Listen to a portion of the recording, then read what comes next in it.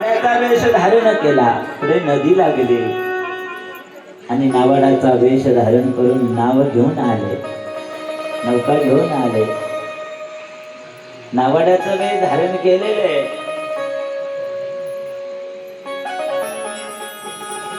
ओ पंडितजी,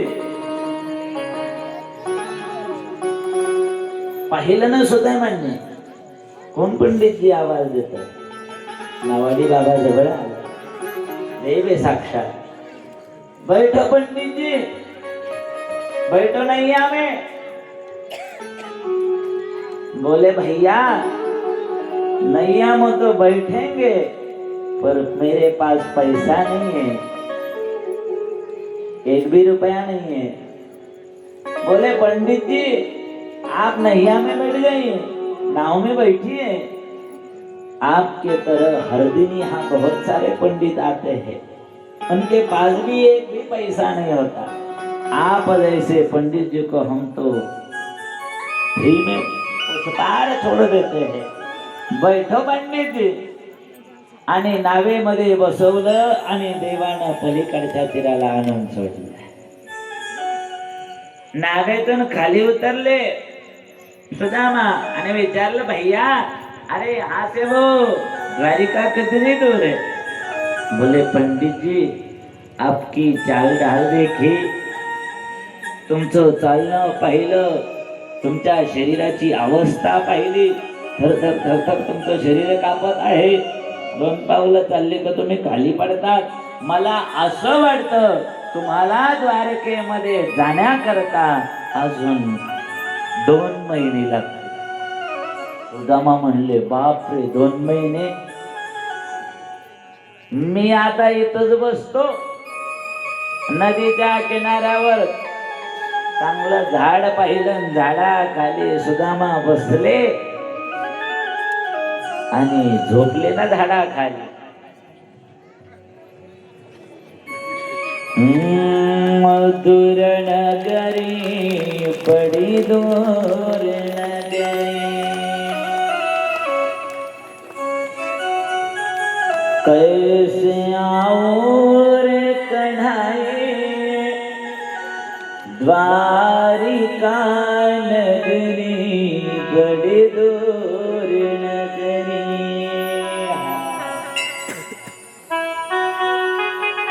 एवढी दूर जाऊन बसले नाही का नाही? मुझे ले जाना है तो ले जाना, है तो मैं तो सो गया. मनोमन देवाला प्रार्थना करून झोपले. देवाने गरुडाला आदेश दिला, गरुडानं आपलं काम केलं आणि सुदामाच्या कानावर लाटाचा आवाज पडायला लागला. कारण गरुडाने उचलून नदीच्या उचलून तीरावरून उचललं, समुद्राच्या तटावर आणून ठेवलं. जेव्हा लाटांचा आवाज कानावर पडला, सुदामाची झोप मोडली आणि उठून पाहू लागले. बोले मैं तो सोया था गंगा के किनारे, यहाँ तो समंदर दिख रहा है. आणि दुसऱ्या बाजूला पाहिलं उंच उंच सोन्याचे महाल. सुदामा तर घाबरले ना.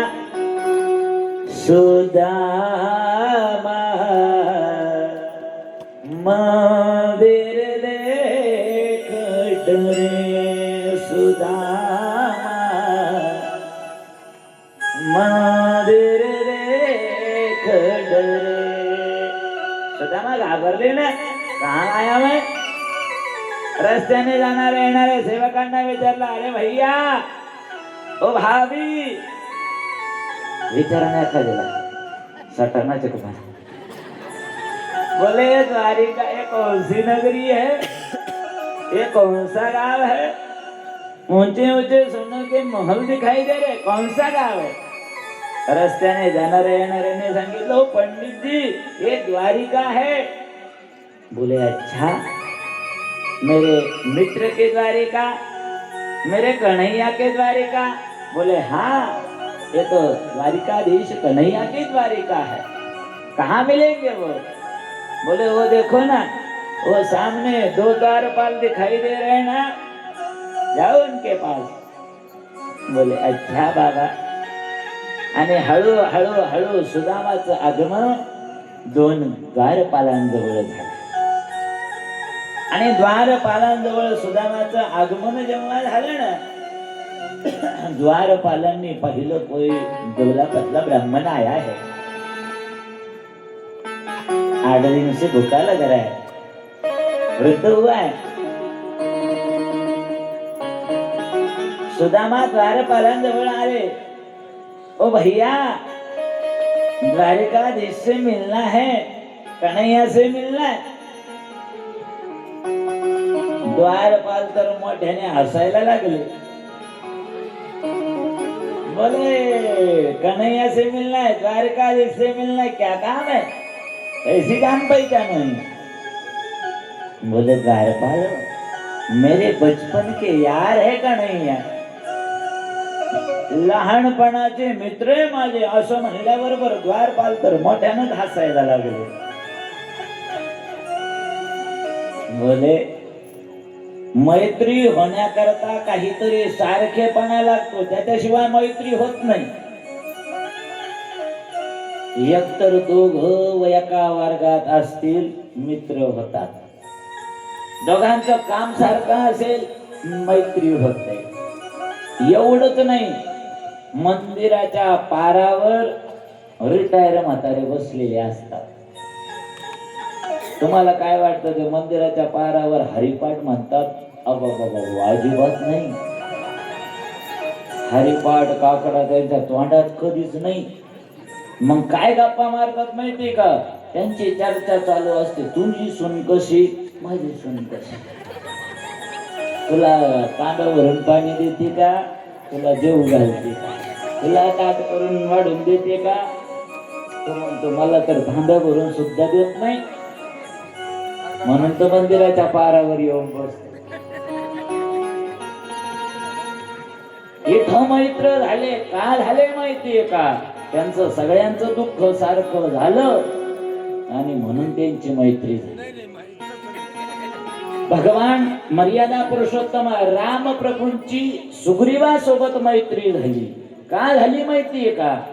दोघांचं एकच दुःख होतं, दोघांच्याही बायका त्यांच्या जवळ नव्हत्या. राम प्रभूची सीता रावणाने हरून नेली आणि सुग्रीवाची बायको बालीन धारण करून ठेवलेली होती. त्याच्यामुळं दोघांचं दुःख योग झालं. समान शिले व्यसनेषु सख्य, काहीतरी सारखेपणा पाहिजे. आणि वयात किती फरक असू द्या पण काहीतरी सारखेपणा पाहिजे. जर व्यसन सारखं असेल ना, जर दोघं तंबाखू खाणारे असतील ना, तर भेटल्याबरोबर ते राम राम नाही म्हणत, भेटल्याबरोबर म्हणतात काढ तंबाखूची पुडी. कारण त्याला माहिती आहे तंबाखू खाणार आहे. जे पिणारे असतात ना, ते भेटल्याबरोबर राम राम श्याम श्याम नाही, ते म्हणतात कधी बसायचं, पारायला नाही. समानशीले व्यसनेषु सख्यम, व्यसन सारखं जर झालं ना, तर वयात 50 वर्षाचं जरी अंतर असलं तरी मैत्री होते. किती अंतर असतं त्या. द्वारपाल तर मोठ्याने हसायला लागले. आदोळा पडला ब्राह्मण आणि आपले देव तर सोन्याच्या द्वारकेत राहणारे. मैत्री कशी झाली असेल, कशी मैत्री झाली असेल. पण सुदामाने विनंती केली, मला त्या द्वारकाधीश भगवंतापर्यंत माझा निरोप तर नेऊन पोहोचवा. आणि आला ना एक द्वारपाल, भगवान परमात्म्याच्या जवळ आला आणि भगवान परमात्म्याच्या समोर हात जोडून उभा राहिला. इकडं सुदामा मनातल्या मनात विचार करतात, कन्हैया मला विसरून गेले असतील, विसरून गेले असतील. आवो कन्हैया आवो मुरारी, तेरे द्वार आया सुदामा भिकाय.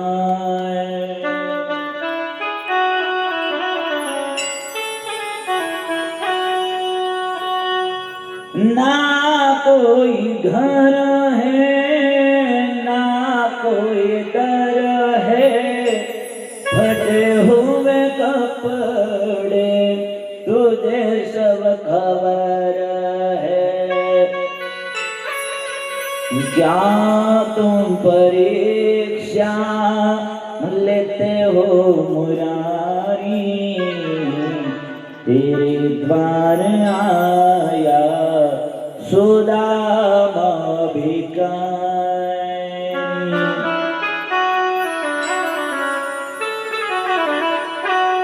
आँखों में आंसू बड़े नाकदा है, आवो कन्हैया बतूटो पिरम है। घट घट के तो जानती मुरारी, तेरे द्वार आया सुदामा भिखारी।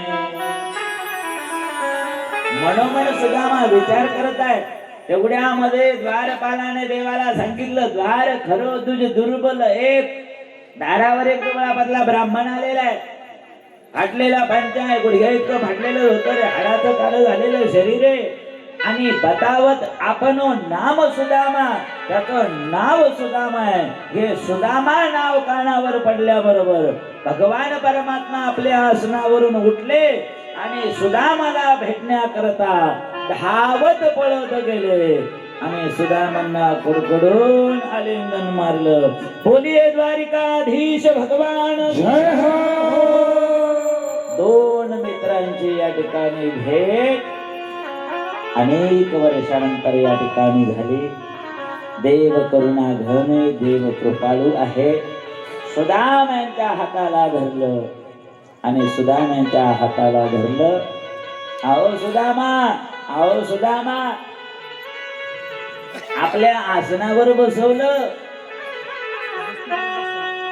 आणि सुदाम यांच्या चरणाजवळ देव बसले.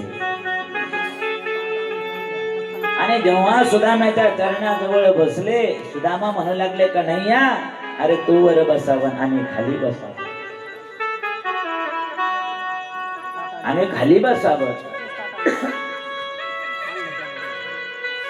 कन्हैया म्हणले, सुदामा तुम्ही वर बसा, मला चरणाची सेवा करू द्या. आणि भगवान परमात्म्यांनी सुदामांची चरण सेवा करायला प्रारंभ केले. सुदामांचं पूजन करा, पूजन आधी. सुदामांचं पूजन या ठिकाणी कन्हैयाने केलं आणि सुदामांचं पूजन या ठिकाणी सुरू झालं. द्वारिकाधीश भगवंताच्या हस्ते सुदामांचं पूजन प्रारंभ झालं. ओम स्वस्ति न इंद्रो वृद्धश्रवाः, स्वस्ति न पूषा विश्ववेदाः, स्वस्ति नस्तारक्षो अरिष्टनेमिः, स्वस्ति नो बृहस्पतिर्दधातु. सुदामांच्या गळ्यामध्ये मोठी फुलांची माळा घातली. बोलिये द्वारिकाधीश भगवान की जय हो. सुदामाच्या चरणाजवळ बसले देव